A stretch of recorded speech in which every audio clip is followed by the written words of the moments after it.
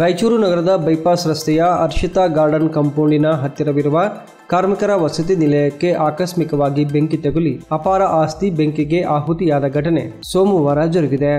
ಘಟನೆಯ ಮಾಹಿತಿ ತಿಳಿಯುತ್ತಿದ್ದಂತೆ ಆಗಮಿಸಿದ ಅಗ್ನಿಶಾಮಕ ದಳದ ಹಿರಿಯ ಅಧಿಕಾರಿ ಎಂಡಿ ಮುಜಮಿಲ್, ನಾಗಪ್ಪ ಹಾಗೂ ಇತರೆ ಸಿಬ್ಬಂದಿಗಳು ಬೆಂಕಿಯನ್ನ ನಂದಿಸುವ ಕಾರ್ಯದಲ್ಲಿ ತೊಡಗಿದರು. ಆದರೆ ಅದಾಗಲೇ ತುಂಬಾನೇ ವ್ಯಾಪಿಸಿಕೊಂಡಿದ್ದ ಬೆಂಕಿಯಿಂದಾಗಿ ಅಪಾರ ಆಸ್ತಿ ನಷ್ಟವಾಗಿದೆ ಎಂದು ತಿಳಿದುಬಂದಿದೆ.